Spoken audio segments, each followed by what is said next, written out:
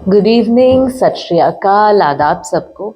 ये है 11th standard के रिवीजन लेक्चर्स और आज हम लोग बात करेंगे प्रोड्यूसर के बारे में। अब तक जितने भी चैप्टर्स हम डिस्कस कर चुके हैं, हमने कंज्यूमर के बिहेवियर को समझा कि कंज्यूमर किस तरीके से मार्केट में डिमांड करता है, क्या उसका बिहेवियर ओवरऑल रहता है, सब हम समझ चुके हैं कंज्यूमर के बारे में।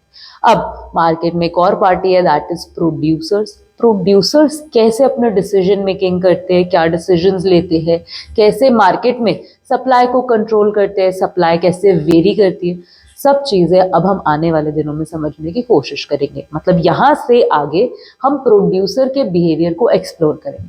अगर बात करें आज के लेक्चर की, तो हम पढ़ेंगे प्रोड्यूसर की कॉस्ट्स क्या होती है जब वो कुछ भी प्रोडक्शन करता है। तो आज हम प्रोडक्शन पढ़ेंगे प्रोड्यूसर का, कि प्रोड्यूसर का प्रोडक्शन फंक्शन क्या रहेगा एंड अगेंस्ट उसके क्या क्या कॉस्ट्स वो बियर करता है। कॉस्ट के बिहेवियर को भी साथ मिलकर समझने की कोशिश करेंगे। शुरू करते हैं। कुछ बेसिक टर्म्स एंड टर्मिनोलॉजीज यहाँ पे आप देखेंगे। सबसे पहले आ जाता है कि प्रोडक्शन फंक्शन होता क्या है या फिर इसका मतलब क्या है। देखो, एक प्रोड्यूसर का काम क्या है इकोनॉमी के अंदर? प्रोड्यूस करना, हाँ या ना। जो भी इकोनॉमी के अंदर प्रोडक्शन हो रहा है, दैट इज आउटपुट, उसको हम आउटपुट बोलेंगे। जब भी आपको आउटपुट चाहिए, आउटपुट के लिए आपको किस चीज की जरूरत पड़ेगी? इनपुट की जरूरत पड़ेगी। जब हम बात करते हैं कि हम प्रोडक्शन फंक्शन पढ़ रहे हैं, तब हम एक्चुअली पढ़ रहे होते हैं कि आउटपुट और इनपुट के बीच में क्या रिलेशन है। Production function refers to functional relationship between input and output. अब एक प्रोड्यूसर को बहुत सारे इनपुट्स लगेंगे जिनको हम कैटेगराइज करते हैं factor inputs and non factor inputs. Factor inputs होते हैं जो फैक्टर्स ऑफ प्रोडक्शन होते हैं, यानी कि land, labour, capital and entrepreneur. ये सब क्या है? फैक्टर्स ऑफ प्रोडक्शन है। इन्हें फैक्टर इनपुट कहा जाता है। जो रॉ मटेरियल एक्सेट्रा जैसी चीजें, उन्हें नॉन फैक्टर इनपुट कहा जाता है। जब हम प्रोडक्शन फंक्शन पढ़ रहे हैं, तब हम इनपुट एंड आउटपुट क्या होगा? जो भी यूनिट प्रोड्यूस हुई है, हाँ या ना, नंबर ऑफ यूनिट्स जो भी प्रोड्यूस हो रही है, कितना इनपुट लगेगा, कितना आउटपुट बनाने के लिए। जब हम ये बात कर रहे हैं, तब हम प्रोडक्शन फंक्शन की बात कर रहे हैं। समझ रहे कि प्रोडक्शन फंक्शन क्या है? कितना इनपुट लगेगा, कितना लेबर लगेगा, कितना कैपिटल लगेगा, कुछ आउटपुट जनरेट करने के लिए। इस इक्वेशन को नाम क्या दे देते हैं हम लोग? Production function. और कुछ भी नहीं। प्रोडक्शन फंक्शन सिंपली आपको यही बता रहे हैं कि कितना labour as in variable factor and कितना कैपिटल यानी कि फिक्स्ड फैक्टर। फिक्स्ड फैक्टर बोले तो ऐसे हैवी इन्वेस्टमेंट जो आप शॉर्ट टर्म में बदल नहीं सकते हो। अगर बात करें वेरिएबल फैक्टर की, ऐसी चीजें जो आप शॉर्ट टर्म में बदल सकते हो, छोटी इन्वेस्टमेंट वाली चीजें। जैसे अगर मेरी एक फैक्ट्री है, मैं वहां पे 2 लेबर तो एक्स्ट्रा हायर कर सकती हूँ, लेकिन 2 मशीनें अगर मेरे को नहीं लेके आनी, तो उसके लिए मुझे स्पेशल बजट की, स्पेशल एक्स्ट्रा इन्वेस्टमेंट की, एक्स्ट्रा कैपिटल की जरूरत पड़ेगी। लेकिन 2 लेबर को तो मैं अपने डेली रूटीन में एक्स्ट्रा हायर कर ही सकती हूँ।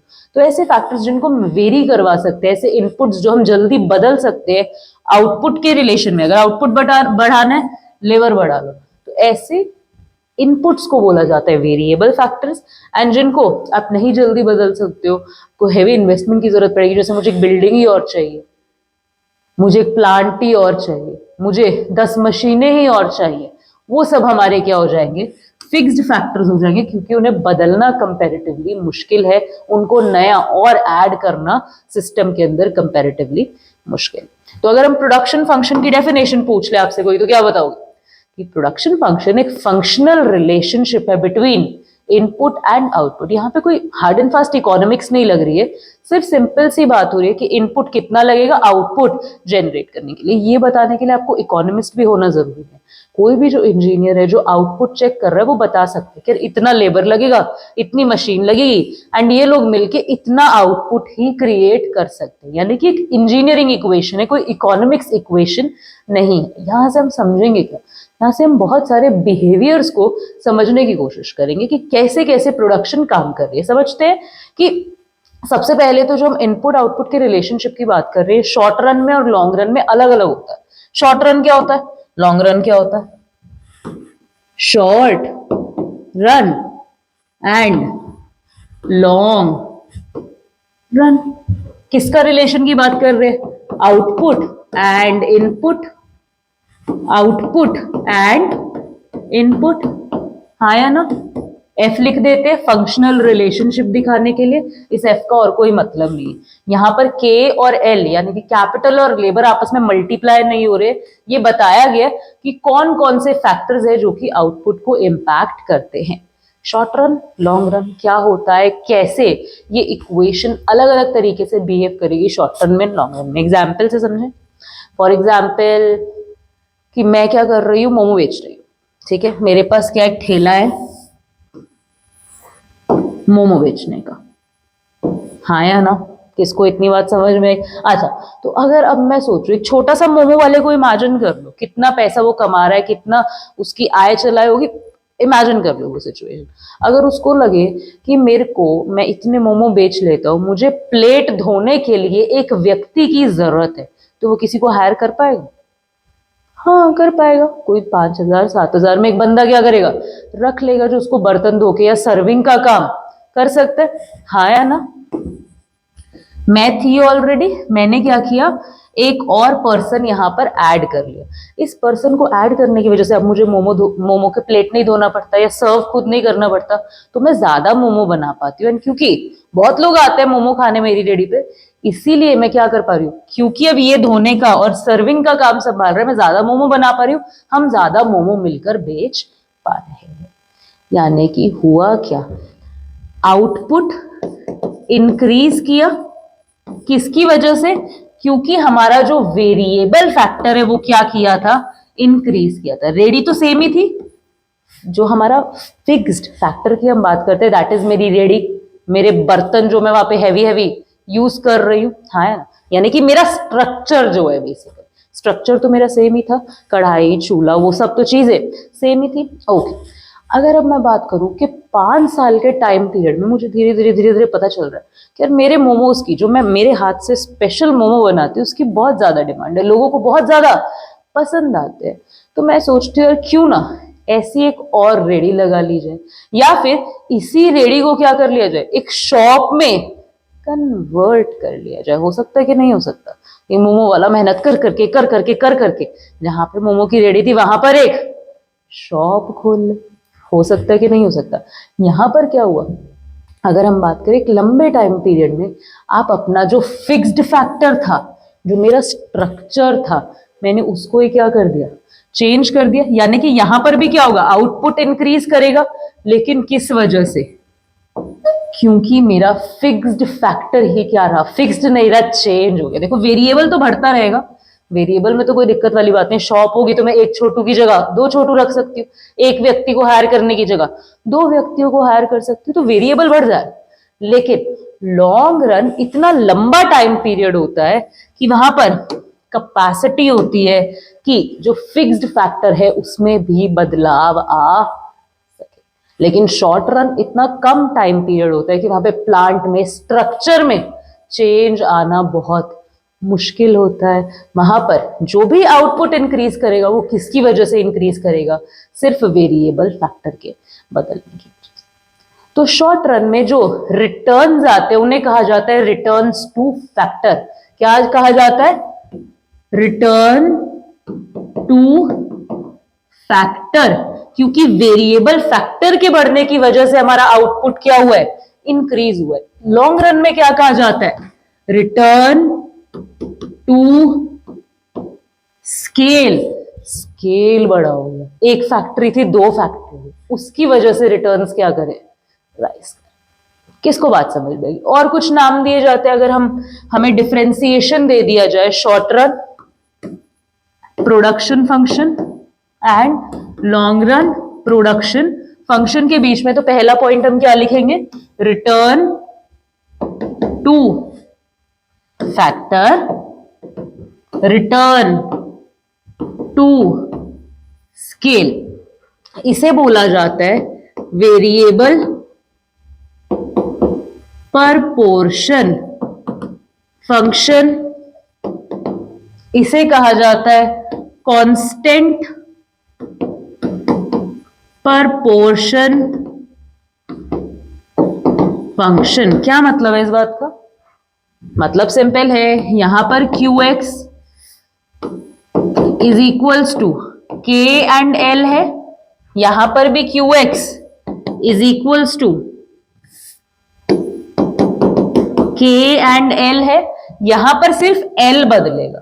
तो यानी कि अगर पहले एक मशीन थी, 2 लेबर थे, अगर मुझे प्रोडक्शन बढ़ाना है शॉर्ट रन में तो क्या करूंगी? मशीन में कुछ बदलाव नहीं आ पाएगा, लेकिन लेबर बढ़ जाएंगे। यहाँ पे पहले क्या था?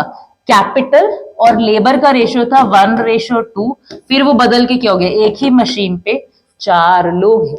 यहां पर क्या होगा? यहां पर मान लेते हैं पहले था 1:2, लॉन्ग रन है, कैपिटल भी चेंज कर सकता है, स्केल भी चेंज करेगा, तो मान लेते हैं 2:4 हो गया, 2/4। यानी कि अब भी जब 2 मशीन पे 4 लोग काम कर रहे तब भी एक मशीन पे 2 ही लोग काम कर रहे। यानी कि यहां पर क्या हुआ? जैसा पहले था वैसा ही अब है। जो प्रपोर्शन है कैपिटल का और लेबर का, उसमें कोई भी फर्क नहीं आया है। किसको बात समझ में आ गई? इस तरीके के आप पॉइंट्स लिख सकते हो कि शॉर्ट रन एक छोटा पीरियड ऑफ टाइम है, लॉन्ग रन एक लंबा पीरियड ऑफ टाइम है, returns to factor, return to scale, constant नहीं है, यहाँ पर वेरिएबल है, यहाँ पर रिटर्न्स कांस्टेंट है। इस तरीके की बातें हम यहाँ पर क्या कर सकते हैं? लिख सकते हैं। लॉन्ग रन शॉर्ट रन समझ में आ रहा है हमें।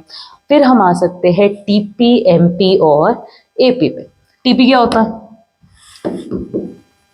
Total utility. याद है टोटल यूटिलिटी क्या थी? जो हम टोटल सेटिस्फैक्शन गेन कर रहे हैं सब कंजम्पशन से।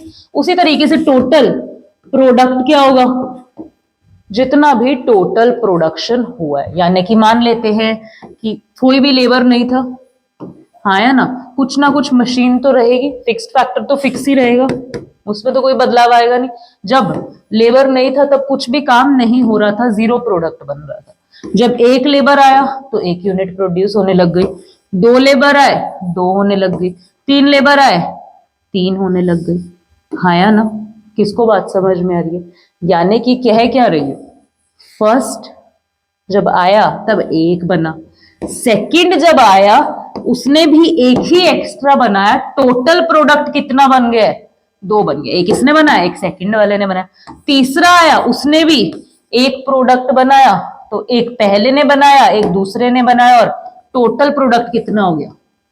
टोटल प्रोडक्ट बात करते हैं कि भाई पूरा सबने मिलके, जितनी भी लेबर रखी है सबने मिलके टोटल कितना प्रोडक्ट बनाकर दिए। जब टोटालिटी में बात करेंगे उसे बोलेंगे टोटल प्रोडक्ट। मार्जिनल प्रोडक्ट क्या था? याद करो, मार्जिनल यूटिलिटी क्या थी? हर एडिशनल यूनिट ने कितना सेटिस्फाई किया? पहले जब 0 था कुछ भी नहीं बन रहा था, जब 1 आया तो कितना चेंज आया? 1 ने कितना बनाया? 1। दूसरे ने कितने बनाए? 2। दूसरे ने भी 1 ही बनाया, टोटल कितना हो गया था? 2 हो गया था। तीसरे ने कितना बनाया? किसको बात समझ में आ रही है? हाँ है ना? मार्जिनल प्रोडक्ट हमेशा बात करेगा कि एडिशनल लेबर ऐड करके या एडिशनल वेरिएबल फैक्टर जब आप डाल रहे हो उसकी वजह से कितना प्रोडक्ट में चेंज आ रहा है। मान लो पहले प्रोडक्ट 10 था, आपने 1 लेबर ऐड किया एंड प्रोडक्ट आपका 20 हो गया। मतलब जो 1 लेबर ऐड हुआ है उसने कितना प्रोडक्ट बनाया? इसे क्या बोलते हैं? Marginal product. चेंज कितना आया हर एडिशनल वेरिएबल फैक्टर के ऐड होने से। एवरेज प्रोडक्ट किसे कहेंगे? एवरेज हमेशा कैसे बात करता है? एवरेज बोलते हैं कि टोटल कितना है एंड टोटल को बनाने के लिए लोग कितने लग रहे हैं। Total product upon total people, या वेरिएबल फैक्टर हम यहाँ पर कह सकते हैं।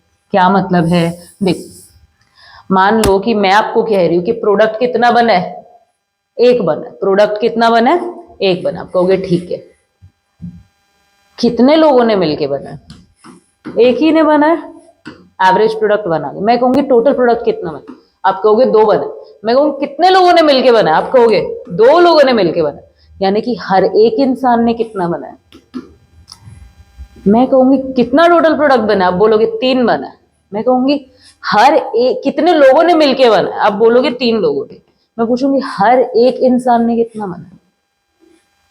यानी कि जब आप क्या कर रहे हो, प्रोडक्ट को, टोटल प्रोडक्ट को डिवाइड कर रहे हो वेरिएबल फैक्टर से, तब आप डिसाइड यहां पर क्या कर रहे हो कि यार देखो 100 यूनिट्स बनके तैयार हो गई हैं, हाँ या ना, 100 यूनिट्स बनके तैयार हुई है। इन 100 यूनिट्स बनाने में 10 लोग हमने हायर किए थे, तो हर एक इंसान ने कितना प्रोडक्ट बनाया, 10 प्रोडक्ट बनाए। इसे बोल दिया जाता है एवरेज प्रोडक्ट, कि पूरे ग्रुप में हर के हिस्से कितना आएगा। समझ में आया कि एवरेज किसे कह रहे हैं, मार्जिनल किसे कह रहे हैं और टोटल किसे कह रहे हैं, हाँ या ना। एपी एमपी और टीपी हमने समझा। अगर हमें ये बात समझ में आ गई तब हम बात कर सकते हैं लॉ ऑफ वेरिएबल प्रपोर्शन के बारे में। सबसे पहले इनका बिहेवियर यहाँ पे कुछ नोट करने की कोशिश करो। क्या दिख रहा है आपको, टीपी क्या करेगा, ऑब्वियसली ये आपका क्या है, लैंड, फिक्स्ड फैक्टर है, फिक्स्ड रहेगा। ये लेबर है, ये आपका वेरिएबल फैक्टर है। कौन सा फैक्टर है ये,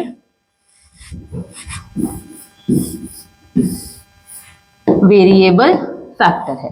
अब बात करें टीपी की, टीपी क्या कर रहा है, टोटल प्रोडक्ट बढ़ता जा रहा है, बढ़ता जा रहा है, बढ़ता जा रहा है, हाँ या ना। एमपी की बात करें तो क्या हो रहा है, जो मार्जिनल प्रोडक्ट है, हर एडिशनल इंसान जो प्रोडक्ट बना रहे, आपने क्या किया, एक लेबर ऐड किया, कुछ ना कुछ प्रोडक्ट बढ़ गया, एमपी बढ़ गया, ठीक है।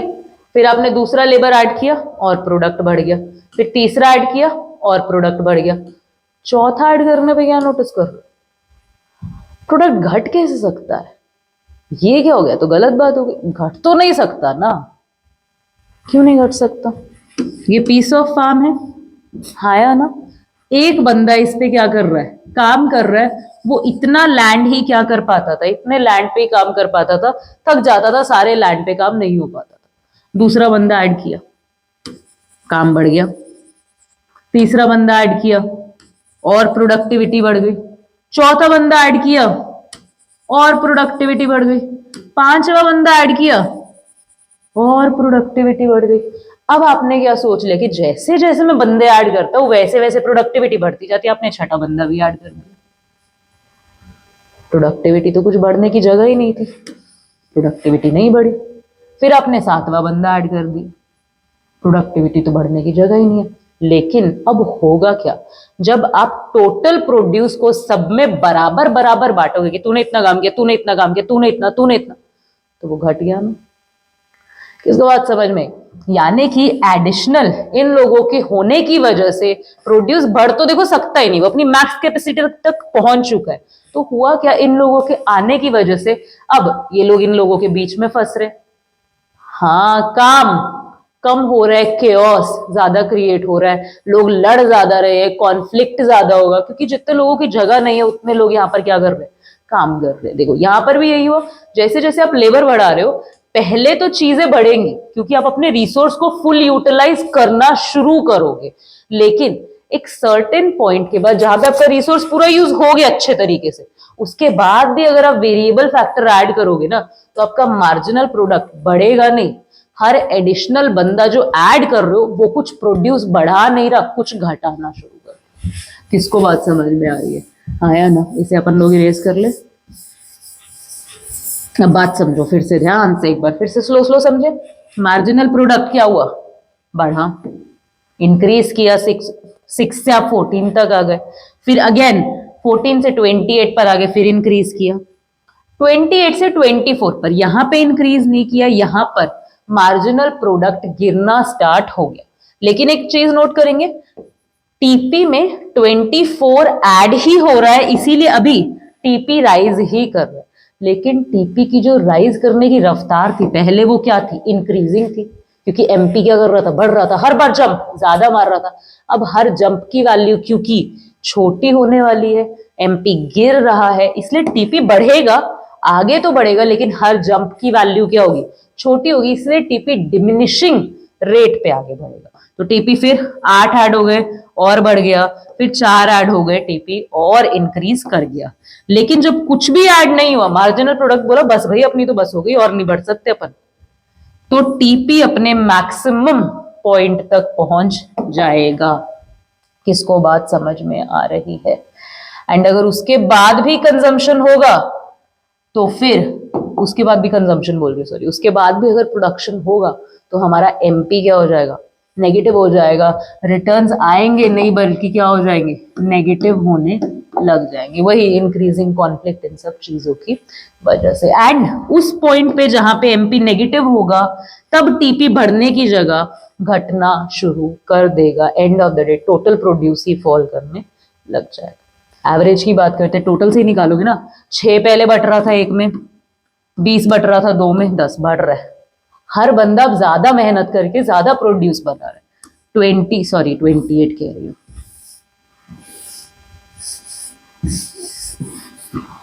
48/3 में 16 है, 72 टोटल प्रोडक्ट था, बटा 4 लोगों में 18 है, सही चल रहा है अभी तक। 80/5 में गिरना शुरू हो गया, गिरना शुरू हो गया एपी।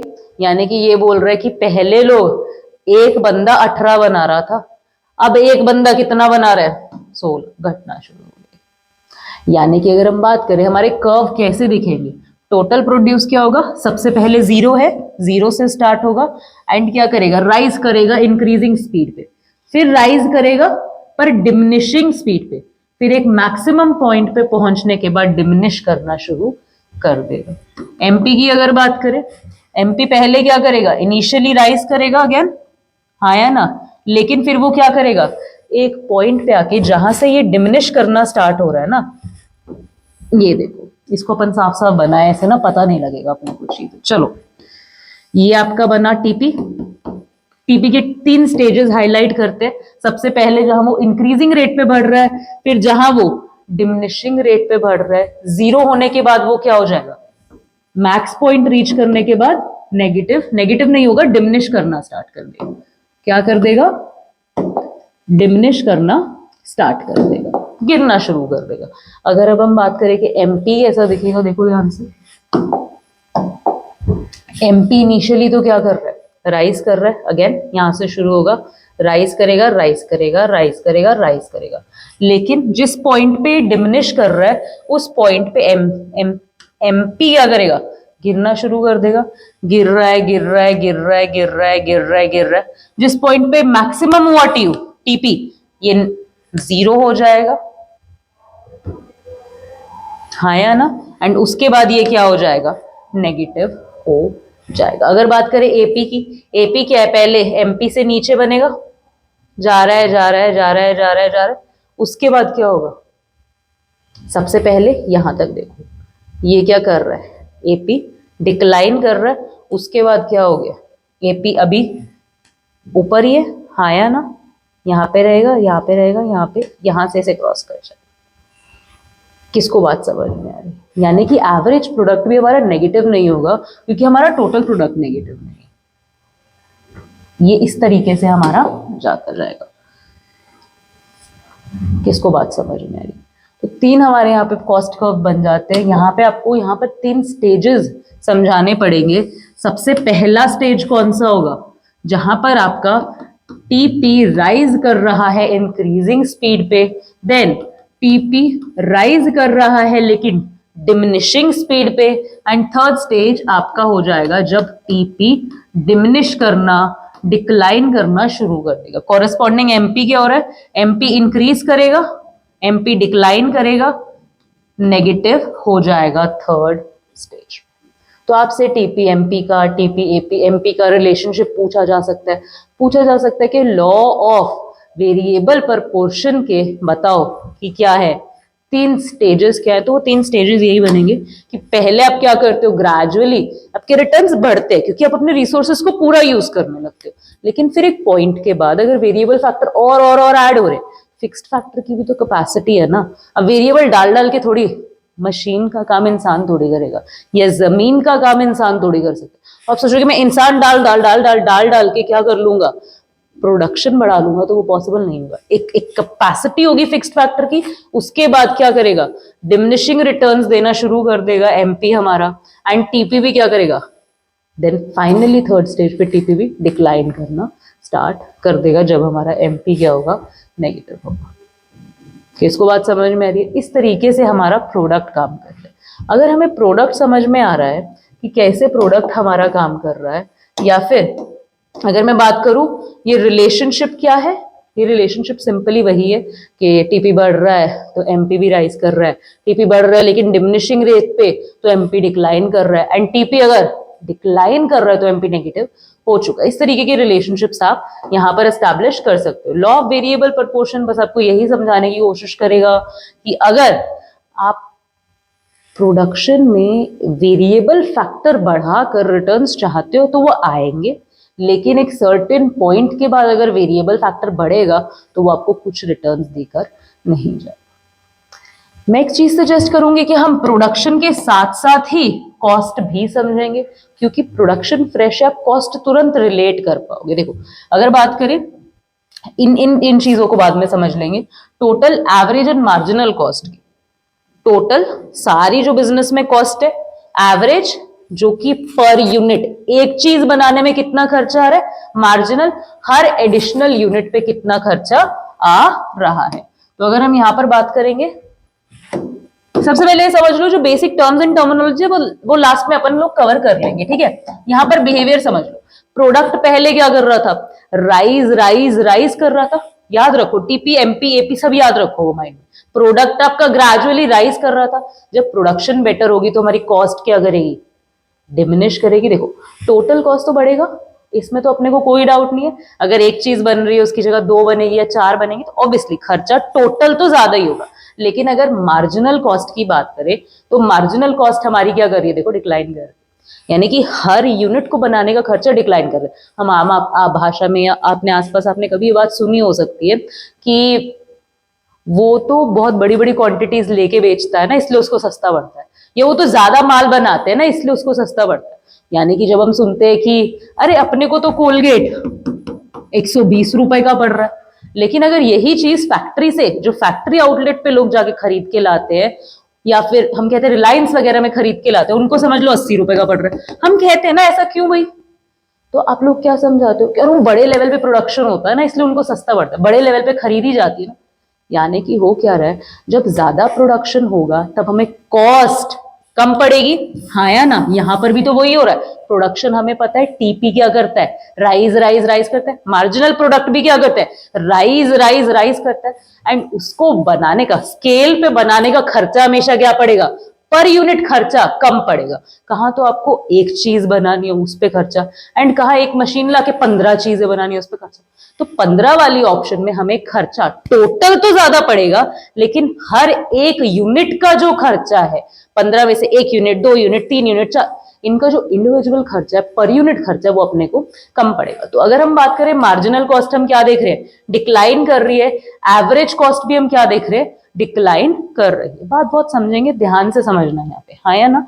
क्या नोटिस किया, प्रोडक्शन के बढ़ने से कॉस्ट हमारा डिक्लाइन कर रहा है। अब प्रोडक्शन का सेकंड बिहेवियर क्या होता है, एक पॉइंट के बाद प्रोडक्शन इंक्रीज करना बंद कर जाता है, यानी कि हमारी कॉस्ट क्या होगी, फिर से हमें महंगी पड़ने लग जाएगी। देखो महंगी पड़ रही है, हाँ ये देखो महंगी पड़ रही है कि नहीं पड़ रही।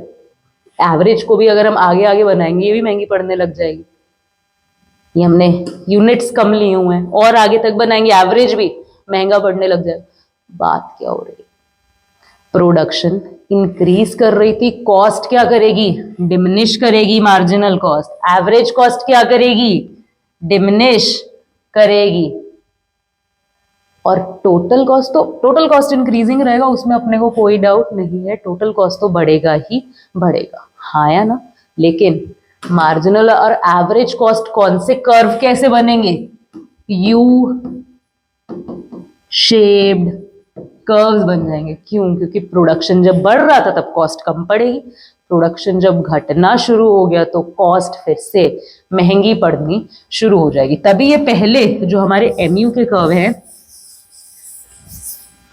सॉरी एमसी के कर्व है, ये इस तरीके से यू शेप के बनेंगे। पहले तो कॉस्ट डिक्लाइन करेगा लेकिन फिर कॉस्ट राइज करना शुरू कर देगा। पहले तो कॉस्ट क्या करेगा? डिक्लाइन, लेकिन देन एक पॉइंट के बाद वो क्या करेगा? राइज करना शुरू कर देगा। किसको बात समझ में आ रही? तो यहां भी 3 स्टेजेस बन जाएंगे। सबसे पहला कि कॉस्ट फॉल कर रही है, देन एमयू क्या हो गया? स्टेबल हो गया, रुक गया एक जगह पे, अपने मैक्स को रीच कर गया, एंड उसके बाद मतलब मिनिमम लेवल को अपने रीच कर गया, दैट इज 4 उसके बाद ये फिर से राइज करना शुरू कर देगा। कॉरेस्पॉन्डिंग टीसी का बिहेवियर देखे तो क्या हो रहा है? टीसी टीसी टीसी बढ़ रहा है बढ़ रहा है बढ़ रहा है, देन भी बढ़ रहा है बढ़ रहा है बढ़ रहा है। बस इसके बढ़ने की स्पीड घटती बढ़ती रहेगी। पहले क्या होगा? टोटल कॉस्ट कम स्पीड से बढ़ेगा क्योंकि एमसी क्या कर रहा है? डिक्लाइन कर रहा है। देन टोटल कॉस्ट क्या करेगी? ज्यादा स्पीड से बढ़ने लग जाएगी जब हमारा एमसी क्या कर रहा है?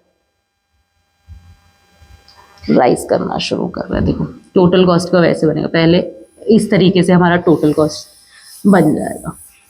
पहले ये इंक्रीज करेगा एक डिमिनिशिंग रेट पे, फिर ये इंक्रीज करेगा एक इंक्रीजिंग रेट पे total cost. Marginal cost curve या एवरेज कॉस्ट कर्व्स हमारे इस शेप में बनते आपको दिखे। हाँ या ना? ये एवरेज कॉस्ट है ऊपर वाला, मार्जिनल कॉस्ट। इनके रिलेशनशिप्स की अगर बात करें तो मार्जिनल कॉस्ट जो भी बिहेवियर दिखाएगी वो एवरेज से ज्यादा एक्सट्रीम होगा। मार्जिनल चाहे कॉस्ट की बात होगी चाहे रेवेन्यू की होगी, कहीं भी बात करते हैं, मार्जिनल हमेशा एवरेज से ज्यादा स्ट्रॉन्ग रिएक्शन दिखाएगी। जैसे कि यहाँ पर गिर रहे हैं तो मार्जिनल क्या कर रही है? ज्यादा स्पीड से गिरेगी कंपैरेटिवली एवरेज के, ज्यादा डिमिनिश करेगी। जब राइज करने की बात आएगी तब भी मार्जिनल ज्यादा स्पीड से राइज करेगी in comparison to average cost. तो मार्जिनल हमेशा ज्यादा रिएक्शन दिखाएगी एवरेज से। कॉस्ट कर्व्स हमें समझ में आ रहे हैं?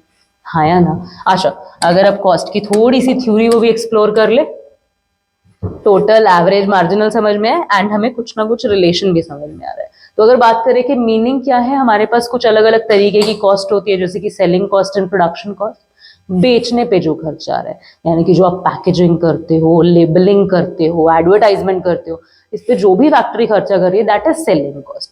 प्रोडक्शन कॉस्ट क्या होती है? जो प्रोड्यूस करने पे खर्चा है, कि रॉ मटेरियल लाना पड़ रहा है, मशीनें लानी पड़ रही है, लेबर रखनी पड़ रही है, प्रोडक्ट बनाने में बिजली लगानी पड़ रही है, ये सब क्या हो जाएंगे? प्रोडक्शन कॉस्ट हो जाएंगे। पैकेजिंग तक भी प्रोडक्शन कॉस्ट के बीच में नहीं आएगी, वो सेलिंग कॉस्ट। प्रोडक्शन मतलब जहां तक प्रोडक्ट बना है, बन के तैयार हुआ है। अगर हम बात करें एक्सप्लिसिट एंड इम्प्लिसिट कॉस्ट की, एक्सप्लिसिट कॉस्ट होती है जो हम बाहर से, यानी कि जो भी हम अपनी सोसाइटी से इनपुट्स लेकर आ रहे हैं, इनपुट्स लाने पे खर्चा होगा ना, कॉस्ट क्या होती है? वही होती है ना कि इनपुट्स लाने में कितना खर्चा आया, आया ना। तो अगर हम बात करेंगे एक्सप्लिसिट कॉस्ट की, तो cost on acquiring assets, assets नहीं कहेंगे, अक्वायरिंग इनपुट्स फ्रॉम मार्केट। आप लेबर को काम पे रख रहे हो, आप रेंट पे कर रहे हो, कुछ भी चीजें जो भी इनपुट्स की आपको जरूरत है, जब मार्केट से उठा रहे हो, उनको जो भी पेमेंट होगा उस पर जो भी कॉस्ट आ रहा है उसको एक्सप्लिसिट कॉस्ट बोला जाए। लेकिन कई बार क्या होता है कि जो प्रोड्यूसर होता है वो खुद भी इनपुट्स सप्लाई कर देता है। जैसे कि मेरे पास एक फैक्ट्री के लिए जगह खाली पड़ी है एंड मुझे फैक्ट्री लगाना है, तो मैं रेंट क्यों भरूंगी किसी को? मैं खुद की ही फैक्ट्री क्या कर दूंगी, बोलूंगी मेरी फैक्ट्री में ही काम कर लेते हैं, मेरा ही तो प्रोडक्शन यूनिट है। यहां पर हुआ क्या? यहां पर मैंने रेंट बचा लिया। हाँ या ना? इकोनॉमिक्स आपको समझाती है कि जब भी आप कॉस्ट की बात करोगे, जो रेंट आपने बचा लिया इनपुट खुद सप्लाई करके, इसका कॉस्ट भी इंक्लूड करना है। देखो अकाउंट्स नहीं बोलेगा आपको ये बात, जब कोई खर्चा पे नहीं कर रहे हो उसको रिकॉर्ड करने की जरूरत नहीं, लेकिन इकोनॉमिक्स बोलेगा कि आपकी प्रोडक्ट का जब आप कॉस्ट बना रहे हो ना, उसमें ये वाला रेंट भी इंक्लूड करो, क्योंकि ये रेंट, अगर आप ये बिल्डिंग किसी और को देते तो आपको रेंट मिलता ना, तो खुद के लिए भी इसके रेंट को इंक्लूड करो। पे मत करो, पे करने के लिए फोर्स नहीं कर रहा, लेकिन कह रहे कॉस्टिंग में इसको इम्प्लिसिट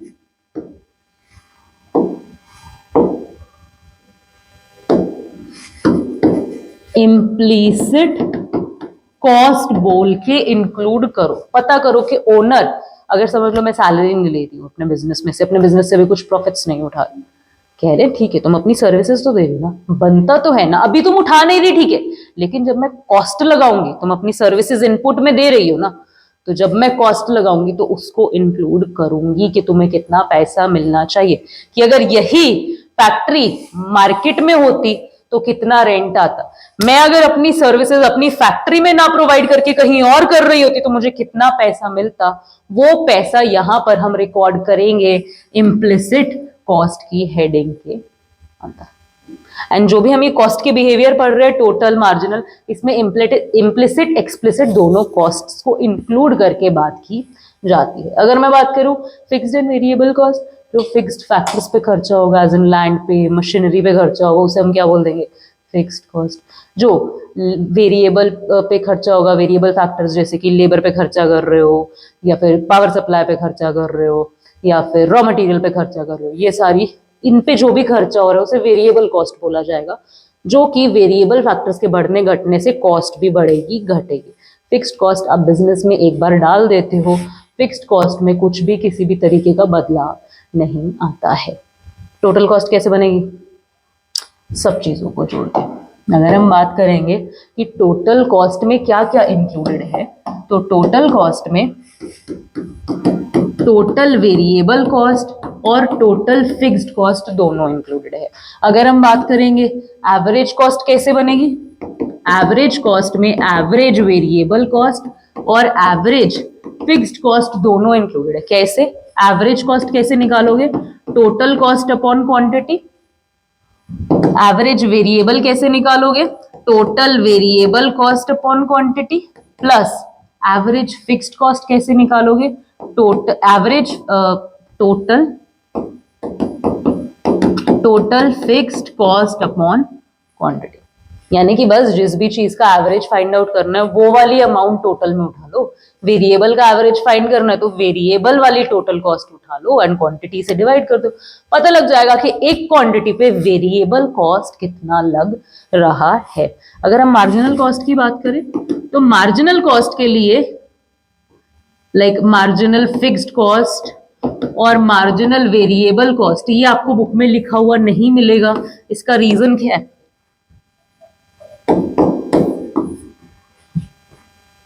बहुत सिंपल सा रीजन है। मार्जिनल कॉस्ट क्या होती है कि चेंज कितना आया। अब जो फिक्स्ड कॉस्ट है उसमें चेंज आएगा, नहीं आएगा।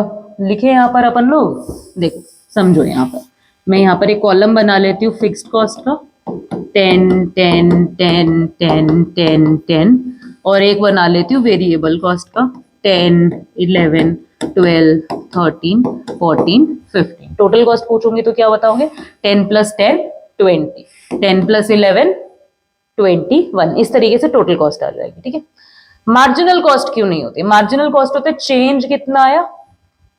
चलो MFC निकालो, मार्जिनल फिक्स्ड कॉस्ट निकालो, 10 और 10 में कितना चेंज है, 0, कितना चेंज है 0, कितना चेंज है 0, कितना चेंज है 0 0, यानी मार्जिनल फिक्स्ड कॉस्ट तो हमेशा क्या होने वाली है, 0 ही होने वाली है।